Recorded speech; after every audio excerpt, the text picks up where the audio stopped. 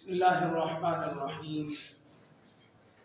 الحمد لله الذي أعزنا بالقرآن وأكرمنا بالإسلام، والصلاة والسلام على سيد الأنام، صلى الله تعالى على حبيبه خير خلقه محمد وعلى آله وصحبه أجمعين، وبعد. أما بعد فأعوذ بالله السميع العليم من الشيطان الرجيم. يا أيها الذين آمنوا اتقوا الله وقولوا قولا سديدا يصلح لكم أعمالكم ويغفر لكم ذنوبكم ومن يطع الله ورسوله فقد فاز فوزا عظيما. تمام قسم کی تعریفیں اس اللہ وحدہ لا شریک له کی ذات کے لیے خاص ہیں جو تمام جہانوں کا پالنے والا ہے، بے شمار لاتعداد انگنت، بارش کے قطرات سے زیادہ، درختوں کے پتوں سے زیادہ، سورج اور چاند کی کرنوں سے بھی زیادہ، ریت کے ذرات سے بھی زیادہ درود و سلام ہو امام الانبیاء امام المرسلین، میرے اور آپ کے پیارے نبی اور پیارے رسول حضرت محمد رسول اللہ صلی اللہ علیہ وآلہ وسلم کی ذات بابرکات پر۔ محترم ناظرین، ہم جتنے بھی اعمال کرتے ہیں ان اعمال کی قبولیت کا انحصار اور دار و مدار ایک اس کے اندر اخلاص ہو، وہ اللہ کے لیے عمل کیا گیا ہو، لوگوں کے لیے نہ ہو، شرک کی آمیزش نہ ہو۔ جب اس کے اندر اخلاص نہیں رہتا، دکھاوا آ جاتا ہے تو وہ شرک بن جاتا ہے، چاہے وہ چھوٹا شرک ہے لیکن یہ جہنم میں جانے کا سبب ہے۔ اسی لیے کوئی بھی عمل ہے اس کی قبولیت کے لیے اخلاص کا ہونا شرط ہے، شرک سے پاک ہونا شرط ہے، لوگوں کے لیے دکھاوے کے لیے نہ ہو۔ اور دوسری شرط المتابعہ، کہ آپ جو عمل کر رہے ہیں وہ اسی نبی کے طریقے کے مطابق ہو جس نبی کا کلمے میں آپ نے نام لیا ہے۔ کلمے میں کیا نام لیا آپ نے؟ لا الہ الا اللہ محمد رسول اللہ صلی اللہ علیہ وسلم۔ اس کلمے کے اندر جو آپ نے نام لیا ہے، طریقہ بھی اسی نبی کا ہوگا، مہر بھی اسی نبی کی ہوگی، تو اللہ کی بارگاہ میں وہ عمل قابل منظور ہوگا۔ لیکن اگر عمل آپ کا بہت ہی زیادہ خوبصورت ہے، بڑی محنت کی، بڑا اس کے اندر ٹائم لگایا، بڑا اللہ کے سامنے آپ گر گرائے، لیکن رسول اللہ صلی اللہ علیہ وآلہ وسلم کا طریقہ نہیں ہے، تو اللہ کو ایسے عمل کی ضرورت ہی نہیں، وہ ردے کی ٹوکری میں پھینک دیا جائے گا۔ مثال کے طور پر آپ نے پاسپورٹ بنوانا ہے، شناختی کارڈ بنوانا ہے، کی فائل ریکوائرمنٹس لکھی ہے کہ آپ اپنی فلاں چیز لے کے آئے، والدین کا شناختی کارڈ ہو، یہ چیز ہو، وہ چیز ہو، آپ وہ چیزیں ہی پوری نہیں کرتے، وہ کہتے ہیں کہ دیکھو میں چیزیں لے آؤں، میرا شناختی کارڈ بنا دو۔ رشوت کا معاملہ چھوڑ دیں، سفارش کا معاملہ چھوڑ کر کے دیکھیں، اگر رول اور قوانین کے تحت دیکھا جائے کیا وہ آپ کا شناختی کارڈ بنا دیں گے؟ جو ریکوائرمنٹ ہے وہ پوری نہیں بنائیں گے۔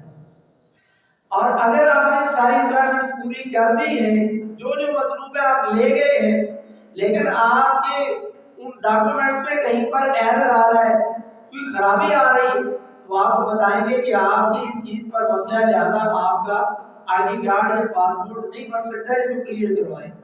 یعنی سب کچھ ہونے کے باوجود اگر اس کے اندر کوئی ایرر آ جائے تو آپ کا آئی ڈی کارڈ پھر بھی نہیں بن سکتا۔ گویا کہ ریکوائرمنٹس پوری کرنا یہ ہمارا کام ہے کسی بھی عمل کی قبولیت کے لیے۔ اب ساری ریکوائرمنٹس پوری کی ہیں، اب بھی اگر اللہ کے ہاں قابل منظور نہیں ہے تو کہیں ایرر تو ہو سکتا ہے، لیکن ایسا پاسبل نہیں ہے کہ آپ نبی کے طریقے کے مطابق کریں بھی نہ اور یقین رکھیں کہ میرا عمل اللہ کی بارگاہ میں قابل منظور ہے، تو ایسا ممکن نہیں ہے۔ اللہ رب العزت نے فرمایا یا ایھا الذین آمنوا اتقوا اللہ، اے ایمان والو اللہ سے ڈر جاؤ، اتقوا اللہ، اللہ سے ڈر جاؤ، تقوی اختیار کرو اپنی زندگی میں، اپنی اچھائیوں میں، اپنی برائیوں میں، اپنے اندرونی حصے میں، لوگوں کے سامنے، اپنی خلوت میں، جلوت میں اللہ کا ڈر، اللہ کا خوف ظاہر ہو۔ آپ اکیلے ہیں تو آپ کو اندازہ ہو کہ یہاں بھی میرا رب مجھے دیکھ رہا ہے. جس طرح آپ روزے کی حالت میں ہیں اور آپ اپنے کمرے میں بند ہیں, بھوک پیاس لگی ہے, اندر ساری چیزیں موجود ہیں, لیکن کون سی چیز ہے جو تمہیں اکیلے بند کمرے میں بھی کوئی چیز روزے کی حالت میں کھانے پینے نہیں دیتی؟ وہ ہے اللہ کا ڈر. کہ آپ کو پتا ہے کہ میرا اللہ مجھے دیکھ رہا ہے. آپ بغیر وضو کے آ کر کے امام صاحب کے پیچھے ہو کر کے نماز پڑھے, امام صاحب کو پتا نہیں, دائیں بائیں آپ کے کھڑے نمازی بھائی کو پتا نہیں کہ یہ بغیر وضو کے نماز پڑھ رہا ہے یا وضو والا ہے. لیکن میرا یہ ایمان ہے کہ کوئی مسلمان بغیر وضو کے نماز پڑھ نہیں سکتا. وجہ کیا ہے؟ اس کو یقین ہے کہ امام صاحب کو پتا چلے نہ چلے, ساتھ والے میرے نمازی بھائیوں کو پتا چلے نہ چلے, مگر میرے رب کو پتا ہے کہ میں بغیر وضو کے نماز پڑھ رہا ہوں, میری اس نماز کا کوئی فائدہ نہیں. بیائی نہیں, بالکل اسی طرح اگر ہمارے تمام معاملات میں یہ اللہ کا ڈر آ جائے جو روزے کی حالت میں کھانے پینے سے ہمیں بچاتا ہے, بغیر وضو کے نماز پڑھنے سے بچاتا ہے, یقین کرو آپ سے بڑا بھی بڑی دنیا میں نہیں ہوگا. آپ کے معاملات ہو, آپ کی گھریلو زندگی ہے, آپ کی ڈیوٹی کی زندگی ہے, پیسہ کمانے کی زندگی ہے, لوگوں کے ساتھ ملنے جلنے کا ہے, دوستوں احباب کا کوئی بھی آپ کا معاملہ ہے, جب اللہ کا ڈر آپ کے اندر آ جائے گا, آپ کسی کے ساتھ زیادتی نہیں کریں گے, کسی کے ساتھ اونچا نہیں بولیں گے, کسی کی زندگی کے اندر آپ کیڑے نہیں نکالیں گے. اتقوا اللہ, اللہ سے ڈر جائیں, وقولوا قولا سدیدا, اور سیدھی اور سچی بات کریں. اس کا فائدہ کیا ہوگا؟ یصلح لکم اعمالکم, اللہ تعالیٰ تمہارے اعمال کو درست کر دے گا.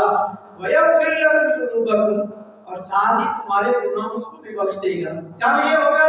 جب اللہ سے ڈریں گے, سچی اور سیدھی بات کریں گے, تمہارے اعمال بھی صحیح ہوں گے اور اللہ رب العزت تمہارے گناہ بھی معاف کر دے گا. اور آگے اصول اور قاعدہ اور قانون بیان کیا, وَمَن يُطِعِ اللَّهَ وَرَسُولَهُ, اور جو کوئی یہاں پر گھنٹی ملنے جا رہی ہے, یہاں پر مہر لگنے جا رہی ہے, اچھی اور برے عمل کی تفریق پیدا ہونے لگی ہے کہ کس کا عمل قبول ہوگا, کون کامیاب ہوگا اور کس کا عمل قابل منظور نہیں ہوگا, اور کون ناکام ہوگا. وَمَن يُطِعِ اللَّهَ, جو اللہ کی اطاعت کرے گا, وَرَسُولَهُ, اور اس کے رسول کی اطاعت کرے گا, فَقَدْ فَازَ فَوْزًا عَظِيمًا, تو یقیناً وہ بندہ کامیابی, بہت بڑی کامیابی سے بہرہ ہوگا, اس کو کامیاب کر دیا جائے گا. اب آپ دیکھیں, آپ کی نماز ہے, آپ کا روزہ ہے, روزے کی نیت کا مسئلہ ہے, آپ کی افطاری ہے, آپ کی تراویح ہے, آپ کے سجدہ خیرات ہیں, آپ کے جتنے بھی نیک اعمال ہیں, ان کی قبولیت کا معیار کیا ٹھہرایا؟ یا اللہ کا حکم قرآن میں اس طرح ہو, یا رسول اللہ صلی اللہ علیہ وسلم کا حکم احادیث میں اسی طرح ہو. یعنی دو شخصیات کی اگر آپ پیروی کریں گے, ان کے طریقے پر چلیں گے, تو آپ کا وہ عمل اللہ کے قابل منظور ہے. لیکن اگر نبی کی مہر اور طریقہ نہیں ہے, اللہ رب العزت نے ایسے عمل کی طرف دیکھنا ہی نہیں. تو ہماری محنت بھی ہو, تھکاوٹ بھی ہو, ٹائم بھی دیا ہو, کاروبار بھی چھوڑا ہے, اور آپ نماز میں کھڑے ہیں, دینی کام کر رہے ہیں, مگر نبی کا طریقہ اس کے اندر نہیں ہے, تو اللہ کو ایسے عمل کی ضرورت نہیں ہے. آئے ذرا ویسے بخاری کی وہ حدیث جس میں 3 صحابہ کرام پیارے نبی صلی اللہ علیہ وسلم کی گھریلو زندگی, گھریلو عبادات جاننے کے لیے امہات المومنین, مومنوں کی ماؤں کے پاس تشریف لے کے جاتے ہیں, اور رسول اللہ صلی اللہ علیہ وسلم گھر میں تشریف فرما رہی ہے. اب جا کر کے انہوں نے جو سوالات کیے ان پر غور کرنا مجھے آپ نے, اس پر میں پہلے آپ کو سوال کروں گا جس کا جواب آپ نے ہاں یا نہ بھی شروع میں دینا ہے.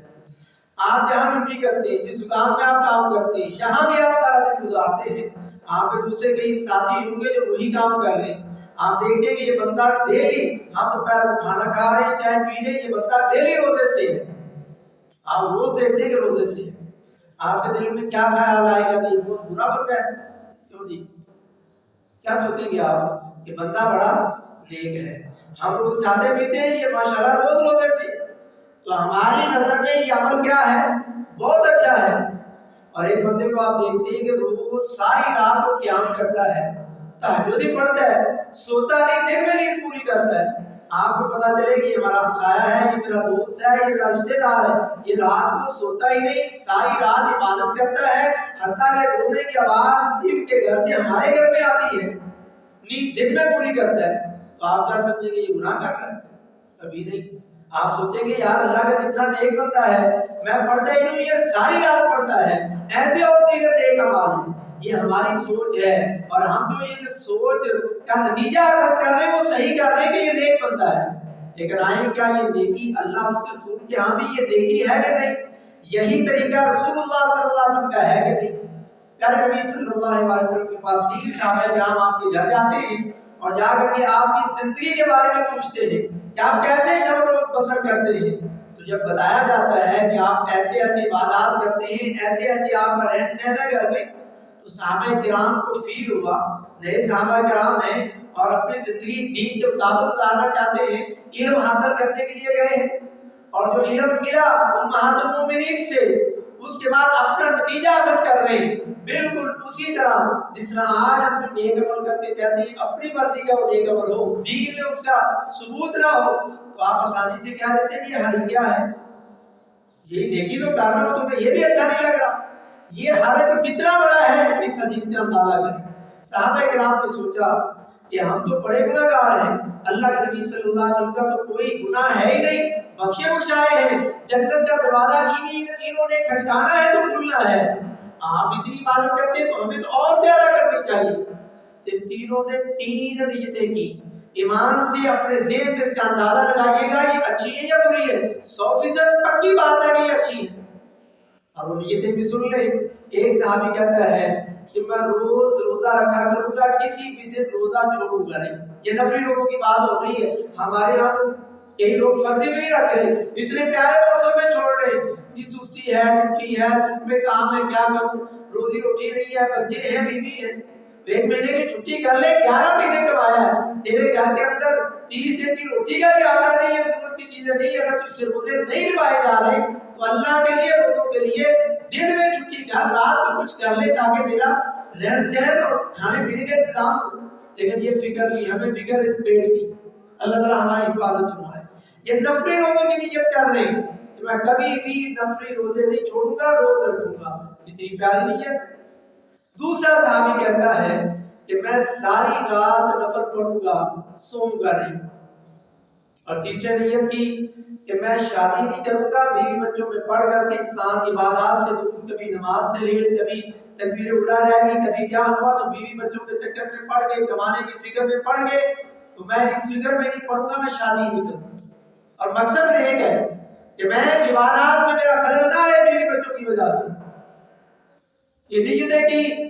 اور پیارے نبی صلی اللہ علیہ وسلم تشریف لاتے ہیں ان کے پاس اور پوچھتے ہیں کہ مجھے پتہ چلا ہے کہ آپ نے یہ نیتیں کی ہیں، امام اللہ، اللہ کی قسم، انی لاخشاکم للہ، اللہ کی قسم میں تم سے زیادہ اللہ سے ڈرنے والا ہوں، میں تم سے زیادہ اللہ سے ڈرنے والا ہوں، وَأَتْقَاكُمْ لَهُ، اور میں تم سے زیادہ متقی ہوں، پرہیزگار ہوں، لیکنی اصوم و افطر، لیکن میرا طریقہ کیا ہے، تمہاری طرح روز روزہ رکھنا میں محمد صلی اللہ علیہ وسلم کا طریقہ نہیں ہے، لیکنی اصوم و افطر، میں روزہ کبھی رکھتا ہوں کبھی نہیں رکھتا، مسلسل روزے رکھنا، روز روزے رکھنا، پورے 11 مہینے روزے رکھنا، یہ میں محمد صلی اللہ علیہ وسلم کا طریقہ نہیں ہے۔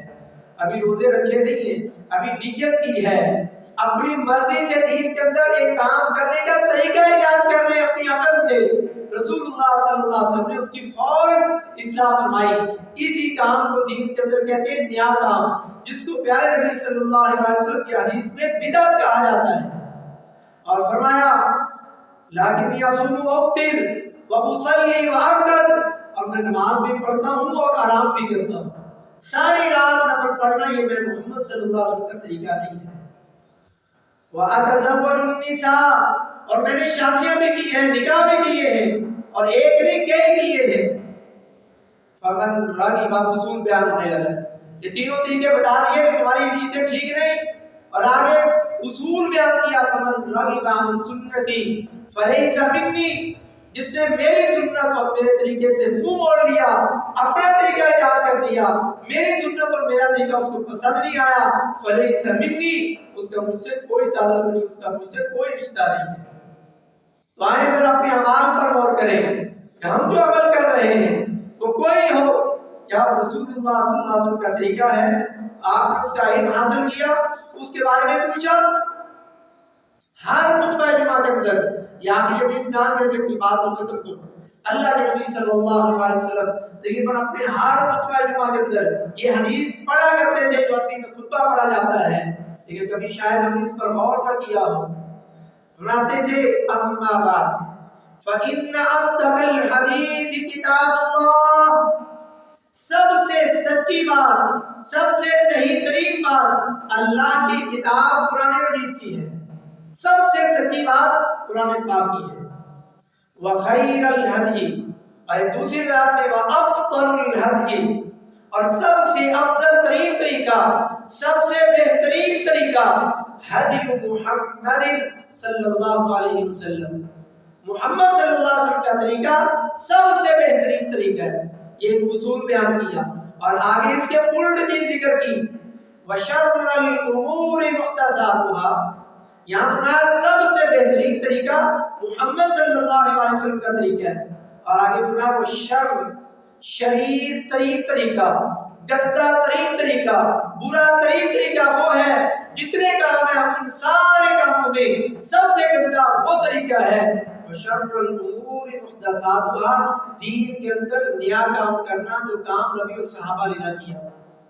کتنے گندے کام ہیں دنیا میں، ان سارے گندے کاموں میں سب سے گندا کام یہ ہے جو رسول اللہ صلی اللہ علیہ وسلم کا طریقہ نہ ہو۔ وشر الامور محدثاتها، اور یہ جو نیا کام ہے یہ ہے کیا؟ فإن كل محدثة بدعة، یہی نیا کام بدعت ہے، دین کے اندر اضافہ ہے، نئی چیز ہے جو نبی صلی اللہ علیہ وسلم نے نہیں کیا، اس کام کو بدعت کہا۔ اور بدعت کا نقصان کیا ہے؟ فإن كل محدثة بدعة وكل بدعة ضلالة، یہ ہر بدعت گمراہی ہے۔ غلط راستے پہ آپ جا رہے، پٹری سے اتر گئے، سیدھے راستے پر آپ نہیں گئے، بدعت پہ آپ آئیں گے، نیا کام کریں گے تو یہ گندا ترین کام ہے اور یہ گمراہی والا راستہ ہے، مسلمانوں والے راستے پہ آپ نہیں رہے۔ وَكُلَّ مُحْدَثٍ فَإِنَّ كُلَّ مُحْدَثَةٍ بِدْعَةٌ وَكُلَّ بِدْعَةٍ ضَلَالَةٌ، اور آگے فرمایا وَكُلَّ ضَلَالَةٍ فِي النَّارِ، یہی گمراہی آپ کو جہنم میں لے جائے گی وَالْعِيَاذُ بِاللَّہ۔ دیکھیں کام آپ نے اچھا سمجھ کے کیا، نیک کیا، محنت کی، اللہ کے حضور کھڑے رہے، گڑ گڑائے، مگر طریقہ نبی والا نہیں تھا۔ آج آپ اپنی نماز پہ غور کریں، کیا آپ کی نماز نماز نبوی ہے؟ آپ اپنے روزے کے طریقے پر غور کریں، روزہ نبی کے طریقے کے مطابق رکھ رہے، جو دعا آپ صبح فجر ٹائم پڑھ رہے وَبِصَوْمِ غَدٍ نَوَيْتُ مِنْ شَهْرِ رَمَضَانَ، یہ جھوٹی ترین دعا آج افسوس کے ساتھ ہمارے پاکستان کے ہر کیلنڈر پر لکھی ہے، لیکن سوائے دو چار علماء کو علماء حق کے علاوہ کسی کو بولنے کی توفیق نہیں ہوئی کہ یہ ہر مسجد میں لکھی ہوئی یہ کیلنڈر پر یہ دعا حدیث کی کس کتاب میں ہے؟ نبی نے پڑھی ہے، بلکہ اب تو جن کے کیلنڈر ہے انہی کو علماء نے یہ ثابت کر دیا، علماء حق نے ان میں بھی موجود ہے کہ یہ نبی کا طریقہ نہیں، کسی حدیث میں موجود نہیں ہے، لیکن پھر بھی پڑھی جا رہی ہے۔ افطاری کے ٹائم افطاری کی دعا ہماری صحیح نہیں، اللہم لک صمت وعلی رزقک افطرت، یہ دعا پڑھنے جو ضعیف ہے، بلکہ اس کے اندر بھی اضافہ کر کے جھوٹی بنا دیا، اللہم انی لک صمت وبک آمنت وعلیک توکلت وعلی رزقک افطرت، یہ جھوٹی دعا کہاں سے نکال لی، اپنی طرف سے اضافہ کر دیا۔ لیکن اسی صفحے پر سنن ابی داؤد کے اس صفحے پر جو پہلی ضعیف روایت موجود ہے اسی کے ساتھ صحیح حدیث موجود ہے، لیکن وہ ہم میں سے کسی کو آتی نہیں، اور وہ افطاری بسم اللہ پڑھ کے آپ نے کرنی ہے، لیکن افطاری کرنے کے بعد جب آپ کا پیٹ میں کچھ چیزیں چلی جائیں، آپ کی ناڑے اور رگیں تر ہو جائیں، تب وہ پڑھنی ہے۔ وہ کیا ہے؟ ذهب الظمأ وابتلت العروق وثبت الاجر انشاءاللہ۔ اگر آگے پوچھا جائے تو آپ کتنے روزے داروں کو آتی ہے؟ شاید بھی بندہ بھی نہ ملے، یا دو چار بچے جو یاد کر رہے ہیں ان کو پتا، جو ثابت ہے وہ ہمیں پتا نہیں، جو نبی کا طریقہ وہ ہمیں پتا نہیں، لیکن جو نبی کا طریقہ نہیں ہے وہ ایسے ہمارے اندر معروف کر دیا گیا، لیکن ہمیں اس کی فکر ہی نہیں۔ ایسے ہم اپنے سارے کاموں کو دیکھیں، پریشان ہونے کی ضرورت نہیں، کیونکہ ابھی ہم زندہ ہیں، اور زندہ بندے کو پریشان ہونے کی ضرورت نہیں۔ پچھلی اعمال کی اصلاح کرے، جیسے نبی صلی اللہ علیہ وسلم نے ایک صحابہ کی اصلاح فرمائی اور آئندہ اپنے اس عمل کے اندر نبوی طریقے کو داخل کر دیں، نبوی طریقے کو لے آئے. اگر اپنے اعمال کی اصلاح کرنی ہے، اگر اپنے گناہوں کو معاف کروانا ہے، اگر کامیابی چاہنی ہے تو رسول اللہ صلی اللہ علیہ وسلم کے طریقے کو اپنی زندگی میں جگہ دیں. اگر جگہ نہیں دیں گے پھر ہماری محنت ضائع ہو جا سکتی ہے. اسی طرح یہ بدعت کا دروازہ روکنے کے لیے پیارے نبی صلی اللہ علیہ وسلم نے تینوں صحابہ کو یہ عمل اور طریقہ بتایا. اللہ رب العزت سے دعا، اللہ رب العزت مجھے اور آپ کو اپنے اعمال پر غور کرنے کی، جو بھی عمل کریں سب سے پہلے اس کا علم حاصل کریں، دیکھا دیکھی نہ کریں. یہ اپنے ذہن میں بٹھا لیں، علم حاصل کیے بغیر عمل کا کوئی فائدہ نہیں. اس کا علم حاصل کریں کہ نبوی طریقہ اس میں کیا ہے، پھر اس میں عمل کریں اور عمل سنت کے مطابق کریں. اور پھر تیسرا کام اللہ سے دعا کریں کہ اللہ نے اس عمل کو اپنی بارگاہ میں قبول منظور فرما. اللہ رب العزت ہمارے تمام نیک اعمال کو علم حاصل کر کے سنت کے مطابق کرنے کی پھر ان کو اپنی بارگاہ میں اللہ قبول فرما. اللہ ہمارے گناہوں کو معاف فرما. اللهم انصر الاسلام والمسلمین، اللهم اعز الاسلام والمسلمین، اللهم اذل الشرك والمشركين، اللهم انصر كتابك وسنة نبيك وعبادك الصالحين. اللهم انصر المجاهدين في غزة وفي فلسطين وفي شام وفي كشمير، اللهم انصرهم نصرا مؤزرا. اللهم انصر الاسلام والمسلمين في بلوچستان، اللهم انصر الاسلام والمسلمين في باكستان وفي كل مكان يا رب العالمين. ربنا آتنا في الدنيا حسنة وفي الآخرة حسنة وقنا عذاب النار. اللهم رب ارحمهما كما ربونا صغارا. ربنا تقبل منا إنك أنت السميع العليم وتب علينا إنك أنت التواب الرحيم. صلى الله تعالى على حبيبه خير خلقه محمد وعلى آله وأصحابه أجمعين.